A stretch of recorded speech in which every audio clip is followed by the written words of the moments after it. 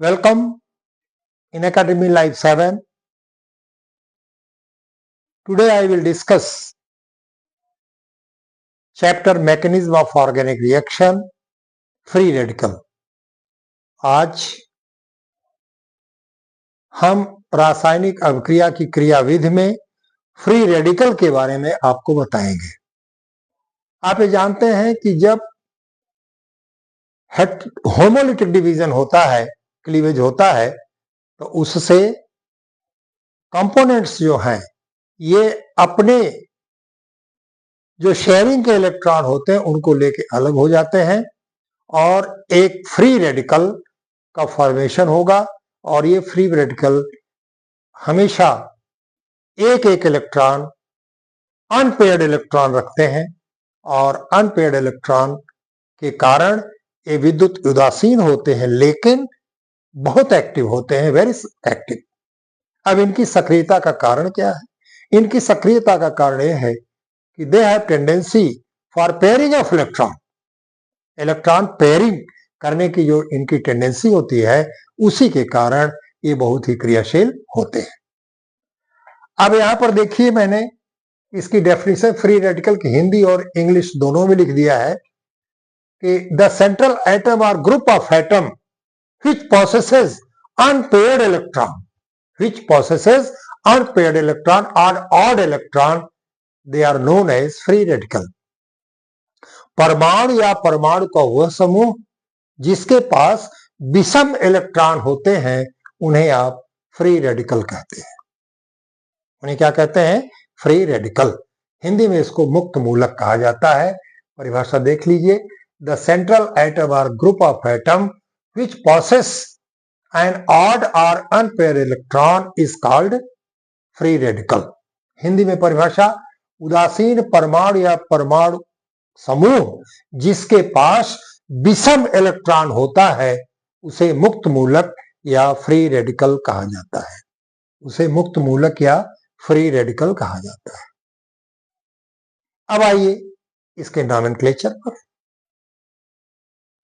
जो संगत एल्किल मूलक है उसके नाम के आगे आप फ्री रेडिकल लगा दीजिए, उसका नॉमेनक्लेचर आपको मिल जाएगा। संगत एल्किल मूलक के नाम के आगे फ्री रेडिकल बना दीजिए। तो जैसे एल्किल है, एल्किल में मान लीजिए एक मेथिल है, तो आप वहां लिखेंगे मेथिल फ्री रेडिकल या मेथिल मुक्त मूलक। या देखिए, संगत एल्किल के साथ फ्री रेडिकल लगाकर नामकरण किया जाता है। ठीक है ना? तो nomenclature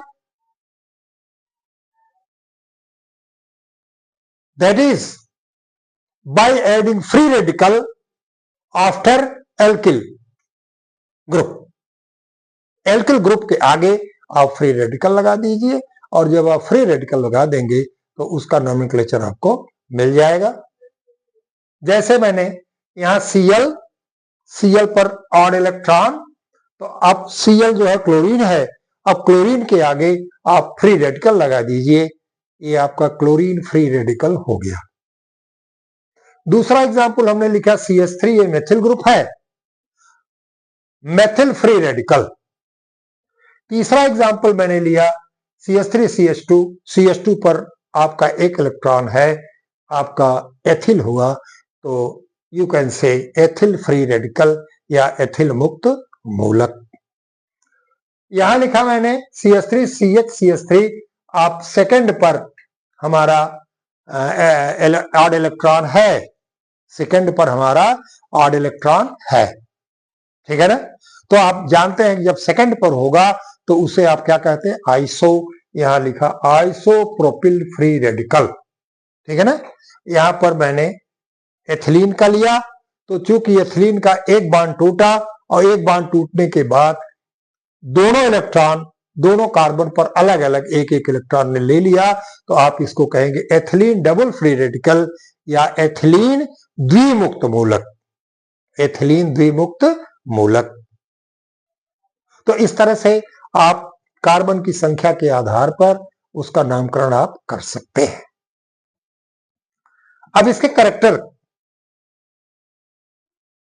free radical have unpaired electron, इस पर अयुग्मित इलेक्ट्रॉन होता है, पहला करेक्टर।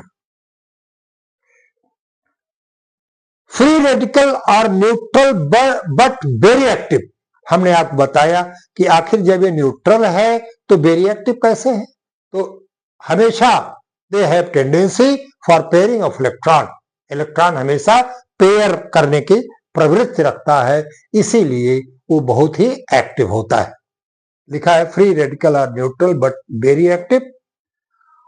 आप ये जान लीजिए कि जब आप पढ़े होंगे मेटल के बारे में, डी ब्लॉक एलिमेंट के बारे में, तो डी ब्लॉक एलिमेंट में आपने देखा होगा कि जब अनपेयर्ड इलेक्ट्रॉन होता है तो क्या होता है, पैरामैग्नेटिक होता है। क्या होता, पैरामैग्नेटिक। पैरामैग्नेटिक जितने सब्सटेंसेस हैं, जब वो चुंबकीय क्षेत्र में मैग्नेटिक फील्ड में जाते हैं तो वो प्रभावित होते हैं। तो जब जिस जिस ऑर्बिटल में अनपेयर्ड इलेक्ट्रॉन होंगे वो पैरामैग्नेटिक होगा, और आप जानते हैं जब पेयर्ड होते हैं तो आप उनको क्या कहते हैं, डायामैग्नेटिक कहते हैं। क्या कहते हैं, डायामैग्नेटिक। तो ये चुंबकीय क्षेत्र में प्रभावित होते हैं। फ्री रेडिकल बनता कैसे है, free radical formed by homolytic cleavage,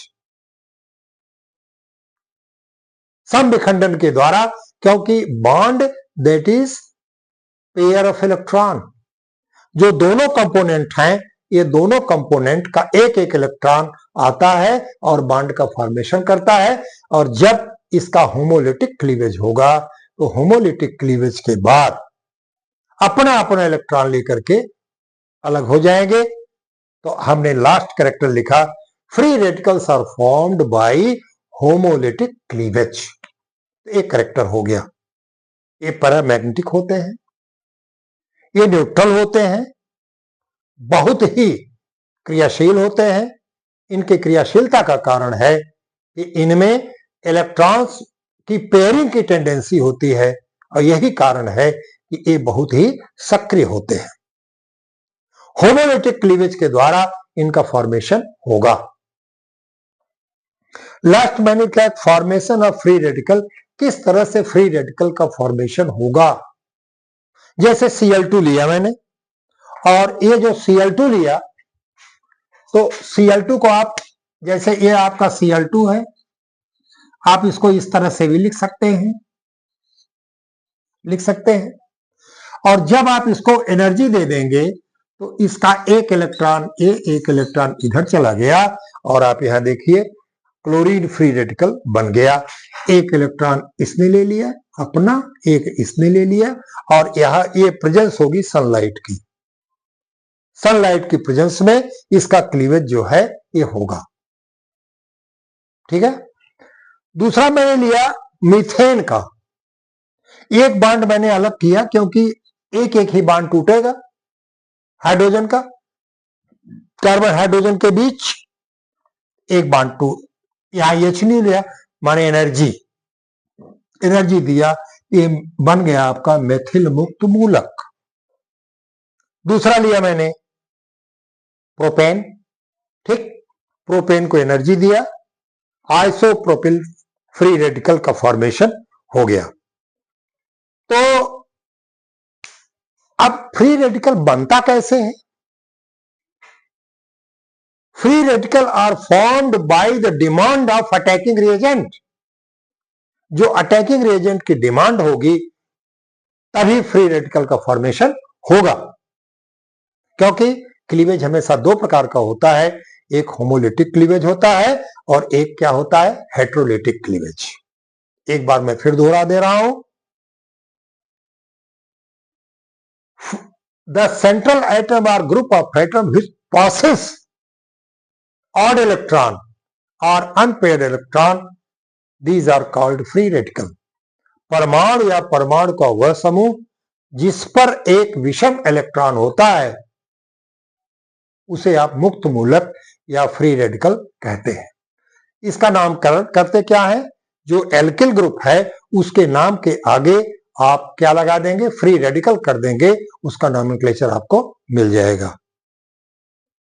अब उसको आप जितना कार्बन है उसी अनुसार से उसका एल्किल बना लीजिए, क्योंकि एक हाइड्रोजन कम रहेगा तो वही एल्किल होगा। अगर हाइड्रोजन CH3 है तो अल्केन हो गया, लेकिन जब CH3CH2 एक हाइड्रोजन निकल गया तो वो आपका एथिल हो गया। कैरेक्टर में आप लेके they have unpaired electron, they are neutral but very active. इनकी सक्रियता, इनकी एक्टिविटी का कारण यह है कि they have tendency for pairing of electron, they are paramagnetic, वो डिफ्लेक्ट होते हैं जब उनको आप मैग्नेटिक फील्ड में रखते हैं। तो अनपेयर्ड इलेक्ट्रॉन के कारण, ऑड इलेक्ट्रॉन के कारण ये पैरामैग्नेटिक हो जाते हैं and free radicals are formed by homolytic cleavage. ये होमोलिटिक क्लीवेज के से ही फ्री रेडिकल का फॉर्मेशन होगा। फॉर्मेशन हुआ, सब एनर्जी देंगे और इस एनर्जी के कारण इनका क्लीवेज होगा, होमोलिटिक क्लीवेज होगा। इस तरह से आज मैंने फ्री रेडिकल के बारे में आपको बताया। ये बहुत इंपॉर्टेंट है आपके CBSE बोर्ड के लिए भी, आपके यूपी बोर्ड के लिए भी। मैंने कंबाइंड रूप में बताया है, इंग्लिश में भी बताया है, हिंदी में भी बताया है। ये तो आपको याद हो जाना चाहिए, उसे उम्मीद है कि आपको याद हो जाएगा। नोट्स आप बनाते रहिए, क्योंकि जब आप नोट्स बनाते रहेंगे तो उस समय आपको कोई प्रॉब्लम नहीं होगी, आपको नीट में या आपके एग्जाम में। इसी के साथ आज मौनी अमावस्या की बहुत बहुत शुभकामना आपको। ईश्वर आपको सफल करे।